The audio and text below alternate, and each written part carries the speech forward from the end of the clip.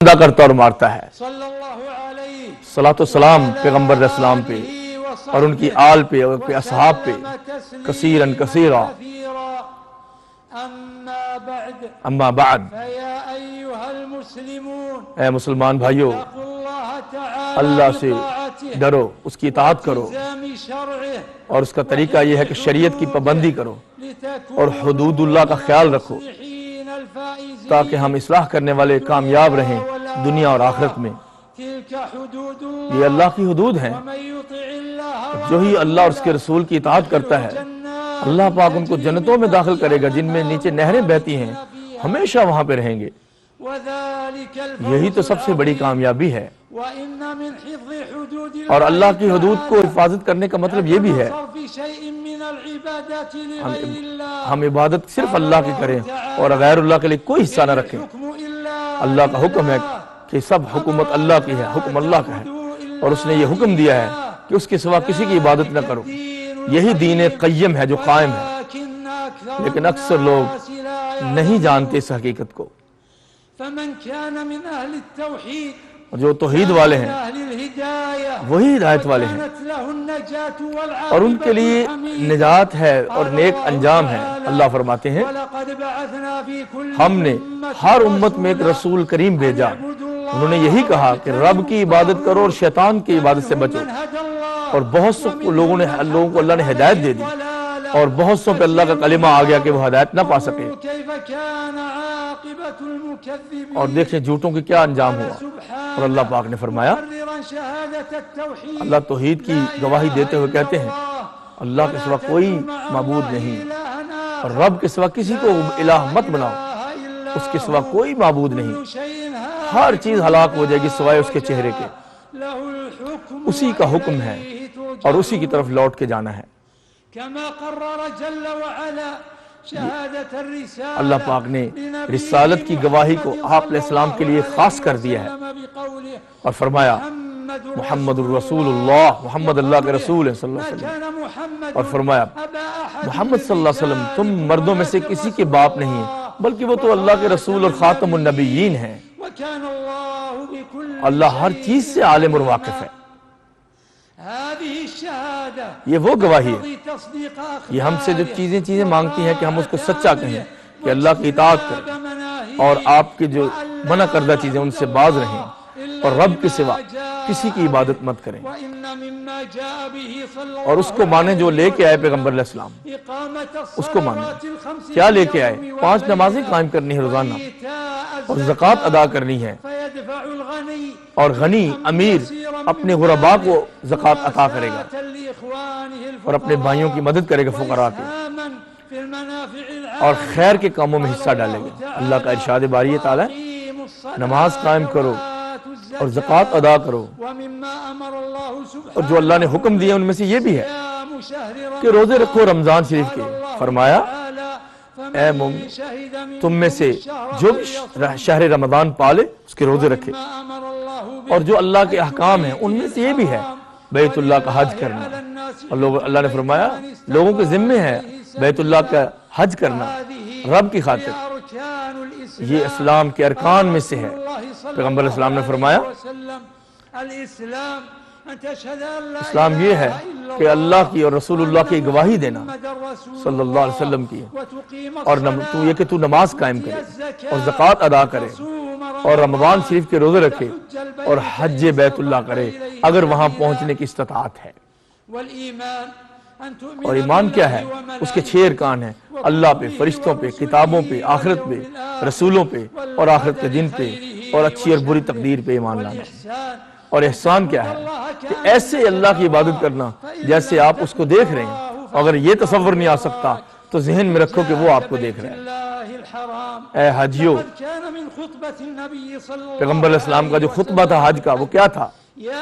آپ نے فرمایا لوگو بے شک تمہارا رب ایک ہے اور تمہارا معبود برحق ایک ہے، جان لو کسی عربی کو کسی عجمی کے اوپر کوئی فضیلت حاصل نہیں، کسی گورے کو کالے پہ کوئی فضیلت حاصل نہیں، کسی سرخ کو سفید پہ اور سیاہ پہ کوئی فضیلت حاصل نہیں، اسی کے برعکس سوائے تقویٰ کے۔ اب کیا میں نے پہنچا دیا ہے؟ بے شک اللہ نے تمہارے خونوں کو حرام کر دیا، تمہاری عزتوں کو حرام کر دیا، تمہارے مالوں کو ناحق چھیننا حرام کر دیا، اور ان کی حرمت اس شہر جیسی بیت اللہ اور اس مقام جیسی اور اس وقت جیسی بنا دی،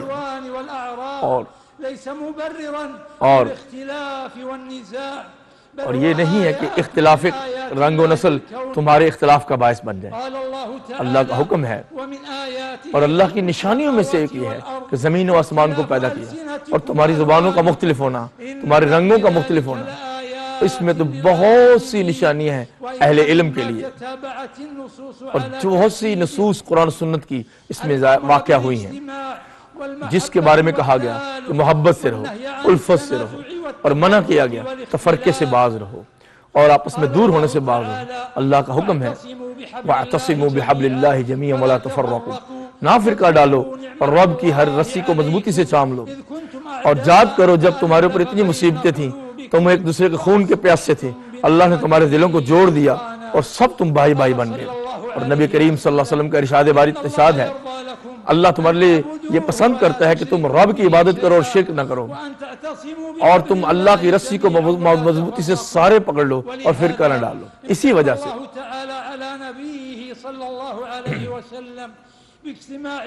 اسی لیے اللہ نے اپنے نبی کو بھی صحابہ کو بھی جمع کرنے کا حکم دیا، فرمایا اے نبی وہی رب ہے جس نے آپ کی مدد کی اور مومنوں کے ذریعے بھی مدد کی اور تمہارے دلوں میں الفت ڈال دی، کائنات بھر بھی خرچ کر لیتے تو آپ لوگوں کے دلوں کو جوڑ نہیں سکتے، اللہ نے ان کے دلوں میں الفت ڈالی کیونکہ وہ غالب اور حکیم ہے۔ ارشاد باری تعالی ہے، منع کیا تفرقے سے، جو بے شک ان لوگوں نے بہت فرقے کیے اور گروہ در گروہ بن گئے، اے نبی آپ کا ان سے کوئی تعلق نہیں، ان کا معاملہ اللہ کی طرف ہے، پھر اللہ قیامت کے دن ان کو بتا دے گا کہ انہوں نے کیا کرتوت کیا ہے۔ كالذين تفرقوا واختلفوا من بعد ما جاءهم البينات وأولئك لهم عذاب عظيم۔ اور کہا کہ یہ تو مصیبت کی چیز ہے جو اجتماع الکلمہ ہے، مل کے رہنا، اصلاح دین و دنیا ہے، اور جس کے جو مصالح ہیں، اصلاحات ہیں اور مفسدات بری چیزیں دور ہوتی ہیں، مل جل کے رہنا، اور اسی سے حق کی صورت سمجھ کے سامنے آتی ہے، اور اسی سے اعداء کو غصہ آتا ہے کہ مسلمان کیوں مل کے جمع ہے، اور جب یہ ہمارا کلمہ متفرق ہو جاتا ہے، ٹوٹ جاتا ہے، ہماری بات ایک نہیں رہتی تو اعداء خوش ہوتے ہیں اور مسلمانوں میں فساد پھیلتا ہے، مصالح خراب ہوتے ہیں، معصوم جانوں کا ضیاع ہوتا ہے، حرمتیں خراب ہوتی ہے، اور امت کے لیے معاملہ چلانا مشکل ہو جاتا ہے اور اللہ کی اطاعت کرنا مشکل ہو جاتا ہے۔ پیغمبر علیہ السلام نے فرمایا، دیکھیے کہ جو مل جل کے رہنا ہے یہ رحمت ہے اور دور دور ہونا مصیبت ہے۔ آپ نے فرمایا مومن کی مثال جو تعاون کرتے ہیں آپس میں وہ جسد واحد کی طرح ہے، اگر ایک جگہ پہ دکھ پہنچے تو سارا جسم بے چین ہو جاتا ہے، اگر بخار ہو تو آنکھ بھی بے چین ہو جاتی ہے۔ آپ نے فرمایا مومن کے لیے ایک بڑی بلڈنگ کی طرح ہے، وہ ایک حصہ دوسرے حصے کو اس بلڈنگ کا مضبوط کرتا ہے، اور اللہ کا ہاتھ جماعت کے اوپر ہے اور شیطان فرقہ کی طرف لے جاتا ہے، اور یہی مل جل کے رہنا بہت ضروری ہے۔ اور یہ ایک بندے پہ بھی ذمہ داری ہے، معاشرے پہ بھی، خاندان پہ بھی، اور وہ لوگ قرآن کہتا ہے جنہوں نے اختلاف شدید کیا بہت گمراہی میں پڑ گئے۔ اسی وجہ سے شریعت نے بہت سی سیکیورٹی اس کے لیے مقرر کی ہے تاکہ ہم مل جل کے رہ سکیں اور معاشرہ قائم ہو سکے، اسٹیبلش ہو سکے، تاکہ اس کی جڑیں مضبوط رہیں اور ہلے نہ، تاکہ فیملی بھی ٹھیک رہے، اور فیملی ٹھیک رہے گی تو معاشرہ ٹھیک رہے گا۔ اسی وجہ سے اللہ تعالیٰ نے حکم دیا ہے کہ اگر اختلاف ہو جائے تو کیا کرو؟ اے مومنو اللہ کی اطاعت کرو، اللہ کے رسول کی اور اولی الامر کی، ارباب اختیار کی، اور اگر تمہارا معاملہ اختلاف ہو جائے کسی بھی چیز میں تو ان کو دو کی طرف لٹانا ہے، اللہ کی طرف اور اس کے رسول کی طرف۔ اگر تم اللہ رسول اور آخرت کے دن کو مانتے ہو یہ انجام کے اعتبار سے تمہارے لیے بہتر ہے، اور اللہ کا حکم ہے، اور جس چیز میں بھی تم اختلاف کرتے ہو اس کی حقیقت تو اللہ کے پاس ہے، یہی تمہارا رب ہے، اسی پہ پیغمبر اسلام آپ کہیں کہ میں توکل کرتا ہے اور اسی کی طرف لوٹ کے جاتا ہے۔ اور اللہ فرماتے ہیں کہ اللہ نے کتاب کیوں نازل کی ہے؟ کیا نبی؟ اس لیے کہ آپ لوگوں میں فیصلہ کر دیں اس کتاب کے ذریعے جس میں وہ اختلاف کرتے پھر رہے ہیں۔ پھر اللہ تعالیٰ نے حسن اخلاق کا حکم دیا اور اخلاق کا تعاون کا۔ ارشاد باری تعالیٰ اے پیغمبر اسلام، یہ رب کا کرم ہے، رحمت ہے کہ آپ ان صحابہ کے لیے اور لوگوں کے لیے نرم ہیں۔ اگر آپ سنگ دل سخت ہوتے، سب چھٹ جاتے، تو یہ اللہ کا کرم ہے۔ پھر آپ ان سے مشورہ کریں اور ان کو معاف کریں، ان کے لیے مغفرت کی دعا کریں، اور یہ بھی کہ صبر اور اخلاق کو اپنائیں۔ اللہ کا حکم ہے کہ اطاعت کرو اللہ کی اور اس کے رسول کی، اور تنازع نہ کرو، اس سے تمہاری ہوا اکھڑ جائے گی، اور صبر کرو، اللہ صبر کرنے والوں کے ساتھ ہے۔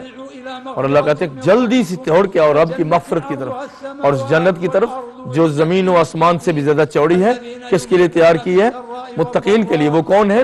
جو اچھے برے دنوں میں خرچ کرتے ہیں اور لوگوں کو معاف کرتے ہیں اور غصے کو پی جاتے ہیں۔ یہی محسنین ہیں جن کو اللہ پسند کرتے ہیں۔ اسی اجتماع کی تحقیق کے لیے اللہ تعالیٰ نے رابطے بڑھانے کا حکم دیا، آپس میں سوشل کانٹیکٹس، ایمانی کانٹیکٹس اور رسالہ رحمی کا حکم دیا، اور بیویوں اور خامدوں کے حقوق ادا کرنے کا حکم دیا، اور بچوں کے اور بیٹیوں کے، اور احسان کرنے کا حکم دیا، ان کے ساتھ نیکی کرنے کا حکم دیا ہے۔ ارشاد باری تعالیٰ ہے اللہ کی عبادت کرو اور اس کے ساتھ کسی کو شریک نہ ٹھہراؤ، اور والدین کے ساتھ حسن سلوک کرو، اور انتہائی قریبی رشتہ داروں کے ساتھ، یتیموں کے ساتھ، مسکینوں کے ساتھ، اور ہمسایوں کے ساتھ، ساتھیوں کے ساتھ، کمپینینز کے ساتھ، اور اپنے کولیگز کے ساتھ۔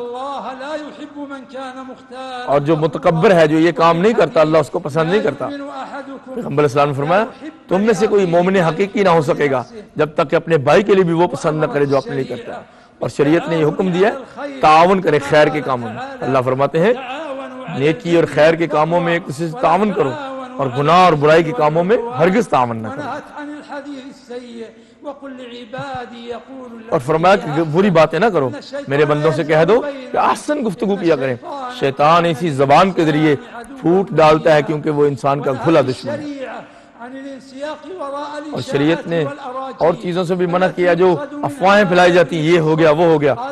اللہ کا حکم ہے اے مومنو، اگر تمہارے پاس کوئی ایسی خبر لے کے آئے جس میں ڈاؤٹ ہے، فاسق ہے، تو تبین کر لیا کرو، تحقیق کر لیا کرو، کہیں افواہیں پھیلا کے اس کی وجہ سے مصیبت میں نہ ڈال دو اپنے مسلمان بھائیوں کو، پھر نادم ہو جاؤ گے۔ اسی وجہ سے مومن اہتمام کرتا ہے بہت سے سورسز کو جمع کرنے کا جس سے مسلمان جڑ کے رہ سکے اور تفرقہ نہ ہو۔ جیسے اللہ پاک نے بھی بہت سی عبادات اور اطاعت کو سبب بنا دیا ہے کہ ہم اجتماع سے کام رکھ سکیں۔ عرفات کے میدان میں جو سب جمع ہے اور اس کی اطاعت کو فرض کر دیا حج میں، یہ بھی اسی وجہ سے۔ نماز بھی ہے، حج بھی ہے، اجتماع بھی ہے۔ اور شریعت نے تکافل کا بھی کہا ہے اور خرچ کرنے کا بھی کہا ہے کہ جہاں ہم نمازیں پڑھتے ہیں، اسی لیے اقیم الصلاۃ و آتوا الزکوٰۃ ساتھ ساتھ چلتے ہیں کہ تکافل بھی، ایک دوسرے کی کفالت کریں۔ کہا اے مومنو، جو ہم نے تمہیں حلال رزق دیا اس میں سے خرچ کرو، اس سے پہلے کہ وہ دن آئے جہاں کوئی خرید و فروخت اور شفاعت نہیں ہوگی، دوستی نہیں ہوگی۔ اسی وجہ سے شریعت میں جو لڑنے والے ہیں ان سے بھی کہا کہ واپس آ جائیں، باز آ جائیں، اصلاح کریں۔ ارشاد باری تعالیٰ ہے بے شک مومن آپس میں بھائی بھائی ہیں، اور اپنے بھائیوں میں اصلاح کروا دیا کرو اور اللہ کا تقوی اختیار کرو تاکہ تم پہ رحم ہو۔ اور امت پہ بھی واجب ہے کہ اپنے بیٹوں اور اپنے بچوں کو اجتماعیت پہ تربیت دیں۔ اللہ کہتے ہیں یہ تمہاری امت ہے، امت واحدہ، اور میں تمہارا رب ہوں، تو یہی عبادت کرو۔ اور اللہ کا ارشاد فرمایا کہ نبی پاک فرمائے کہ یہ میرا صراط مستقیم ہے، اسی کے پیچھے چلو، اور دیگر پگڈنڈیوں اور چھوٹے راستوں پہ نہ چڑھو، وہ تمہیں بڑے راستے سے گمراہ کر دیں گے۔ یہ تمہیں اللہ کی وصیت ہے تاکہ تم متقی بن سکو۔ اور تاکید وارد ہوئی ہے کہ اللہ کی طرف سے اور اللہ کے نبی کی طرف سے یہ حکم ہے کہ جو ولی الامر متعین کیا جاتا ہے اس کی اطاعت کرو۔ اے مومنو، اللہ کی اطاعت کرو اور اللہ کے رسول کی اطاعت کرو، وَأُولِي الْأَمْرِ مِنْكُمْ، اور تم میں جو ارباب حکومت اور ارباب اختیار ہیں ان کی بھی جائز امور میں فرمانبرداری کرو۔ آپ علیہ السلام فرمایا مسلمان کیا کرتا ہے، پسند کرے یا ناپسند کرے، اپنے بڑوں کی اطاعت کرتا ہے، اور اس میں یہ بھی بات ہے کہ اطاعت کریں گے تو دل جڑے رہیں گے، اور اطاعت کرنا ہے اور ان کے ساتھ کھڑے ہونا ہے، ہر وقت ان حکمرانوں کی مخالفت نہیں کرنی، اور ان کے لیے دعا بھی کرنی ہے کہ اللہ ان کو سلب ہونے سے بچائے۔ اور اجتماعیت اس کا حکم ہے، اور تفرق اس سے منع کیا گیا، بالکل منع کیا، اور اس کے فساد بہت زیادہ ہے۔ اور حج کے موسم میں یہی چیز متحقق ہوتی ہے، فلفل ہوتی ہے کہ سب جمع ہوں اور تفرقے سے باز رہیں اور مناسک مل جل کے ادا کریں، اور اس کو خراب کرنے کی جتنی چیزیں ان سے باز رہ سکیں۔ یہ اللہ کے مہمان ہیں، آپ مسلمانوں اللہ کے مہمان ہیں عرفات میں۔ اے مسلمانوں، جتنے بھی اصحاب ارباب اختیار ہیں، جن کو بھی توفیق اللہ نے دی، وہ اللہ کے معاملے سے میں ڈریں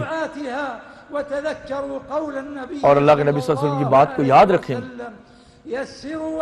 آسانیاں کرو، تنگیاں نہ کرو، خوشخبریاں سناؤ، منافقت پیدا نہ کرو۔ اور نبی کریم صلی اللہ علیہ وسلم کا حکم، آپ نے حضرت ابو موسیٰ اشعری اور حضرت معاذ سے کہا تھا رخصت کرتے ہوئے، مل جل کے رہنا، اختلاف نہ کرنا، تنازع نہ کرنا۔ اس لیے ہمارے اوپر فرض ہے کہ جتنی چیزیں اجتماعیت کے لے جائیں اس طرف لپکیں، اور مسلمانوں کی گروہیں جب لڑ پڑیں تو ان کو اصلاح کرو، حق کے ساتھ اکیلے بھی رہیں تو اس سے بہتر ہے کہ باطل میں آپ کے ساتھ پوری جماعت ہو۔ اے بیت اللہ کے حاجیوں، نبی کریم صلی اللہ علیہ وسلم نے جب خطبہ ارشاد فرمایا تھا عرفات میں، آپ نے کیا فرمایا تھا؟ آپ اذان دی اور آپ نے ظہر اور پھر اقامت دی اور عصر پڑھی، دونوں قصر نمازیں پڑھی تھیں اور جمع بھی کی تھیں، قصراً و جمعاً۔ پھر اپنی اونٹنی پہ بیٹھ کے عرفات میں اتنی دعا کی جب تک ایک سورج غروب ہو گیا، پھر وہاں سے مزدلفہ چلے گئے، سارا دن دعا کرتے رہے۔ یہ دعاؤں کا دن ہے، اور آپ اپنے دوستوں سے کہہ رہے تھے السکینہ السکینہ، اے لوگو آرام سے چلنا، دھکے نہ مارنا، عورتوں بزرگوں بچوں کا خیال رکھنا، اور یہ نیکی نہیں ہے کہ کسی کو تکلیف دی جائے، تیزی سے جانا کوئی نیکی نہیں۔ اور جب مزدلفہ پہنچے رات ہو گئی اور آپ نے مغرب اور عشاء جمع کر کے پڑھی اور عشاء کی 2 رکعتیں پڑھی، قصر کی، اور وہاں فجر تک رکے اور اول وقت میں جلدی فجر پڑھی، کنکریاں اٹھائیں، پھر وہاں سے مینا کی طرف چلے گئے اور جمرہ عقبہ میں وہاں پہ کنکریاں مانگی، طلوع شمس کے بعد 7 کنکریاں ماری، یہ سب احادیث میں ہے۔ پھر وہاں پہ بیت اللہ پہنچے اور طواف افاضہ کیا، طواف افاضہ، اور پھر اللہ کو ذکر کرنے لگے، اور پھر 3 جمرات، تینوں جمرات کو کنکریاں ماری زوال کے بعد، صغرا اور وسطیٰ اور چھوٹی کبریٰ کو، اور پھر مینا میں آ گئے تاکہ وہاں رات گزار سکیں۔ یہی نبی کریم صلی اللہ علیہ وسلم کی سنت ہے۔ اور 13 ذی الحجہ تک یہ ایام تشریق ہیں۔ پھر آپ حج سے فارغ ہو گئے اور جب حج سفر کرنے لگے پھر طواف کر کے مدینہ گئے۔ اے حاجیوں، آپ کہاں پہ ہو؟ عزت کے مقام پہ، مقام عظیم پہ ہو۔ آپ مغفرت کے لیے آئے ہو، مصیبتوں کو چھٹکارا کے لیے آئے ہو۔ اس لیے پیغمبر علیہ السلام نے اس موقع پہ افطار کیا، 9 ذی الحجہ کو روزہ نہیں رکھا عرفات کی جگہ پہ، تاکہ زیادہ سے زیادہ محنت سے دعائیں کر سکیں، تھک نہ جائیں، گر نہ پڑیں اور بے ہوش نہ ہو جائیں۔ اور اس لیے اس سے مانگو، وہی جو مانگنے جانے کے قابل ہے۔ سب مسلمانوں کے لیے دعا کریں، جہاں اپنے لیے کرتے ہیں کہ اللہ مسلمانوں کے حال پر رحم فرمائے اور ان کو اجتماعیت عطا فرمائے اور حق میں جمع کرے۔ اور دعا نہ بھولنا، جس نے آپ کی طرف نیکی کی ہے اس کو بھی دعا میں نہ بھولنا۔ فرمایا جو نیکی کرے اس کو بدلہ دو، کچھ نہ کر سکو تو جزاک اللہ خیر کر دو، اتنی دعا کرو کہ وہ خوش ہو جائے کہ واقعی میرا بدلہ ہو گیا۔ جو حاجیوں کی خدمت کے اوپر معمور ہیں، حرمین شریفین کے خدام ہیں، آپ کی خدمت کر رہے ہیں، ان کے لیے بھی دعا کریں، ولی عہد کے لیے بھی دعا کریں، دعا کریں خادم الحرمین شین ملک سلمان بن عبدالعزیز حفظہ اللہ کے لیے دعا کریں، اور ان کے ولی عہد ملک محمد بن سلمان کے لیے بھی دعا کریں، اور ان کے لوگوں کے لیے بھی کہ جو انہوں نے خدمات پیش کی ہیں اللہ قبول کرے اور ان کو استقامت عطا فرمائے، اے حیو یا قیوم یا حیو یا قیوم۔ ان کو خادم الحرمین شریفین کو سلمان بن عبدالعزیز کو بہت توفیق عطا فرما خیر کی، اور ان کا ناصر بن جا، اور ان کو ہر خیر کی توفیق عطا فرما، اور ان کو جزائے خیر عطا فرما دے، اور جو انہوں نے چیزیں جہود سٹرگلز پیش کی ہیں وہ قبول فرما، اے اللہ برکت عطا فرما، اور ان کے ولی عہد کو محمد بن سلمان کو بھی برکتیں عطا فرما اور آسانیاں فرما، اور ان کے قریب کے لوگوں کو ان کے لیے اصلاح فرما، اے اللہ حاجیوں کا حج قبول فرما اور ان کی مغفرت فرما، اور ان کے معاملات آسان فرما، اور ان کو شر ان سے دور فرما دے، اے اللہ گھروں کو ان کو خیر سے لوٹا دینا، اے اللہ جنہوں نے دعا کا کہا ہے سب کے لیے ہماری دعائیں قبول فرما اور ان کی بھی قبول فرما، اے اللہ مسلمانوں کی مغفرت فرما، مردوں اور عورتوں کی مغفرت فرما، مومن مردوں اور مومن عورتوں کی مغفرت فرما، اور ان کی اصلاح فرما دے، ان کا کلمہ جمع کر دے، اور ان کی مصیبتیں دور کر دے، اور ان کے کام اپنے ذمہ لے لے، اور ان کا کلمہ ایک کر دے، اور ان کے خونوں کی حفاظت فرما، اے اللہ ان کی مالوں میں، گھروں میں، جسموں میں برکت اور اقوال و اعمال میں برکت عطا فرما۔ سبحان ربک رب العزت عما یصفون وسلام علی المرسلین والحمد للہ رب العالمین۔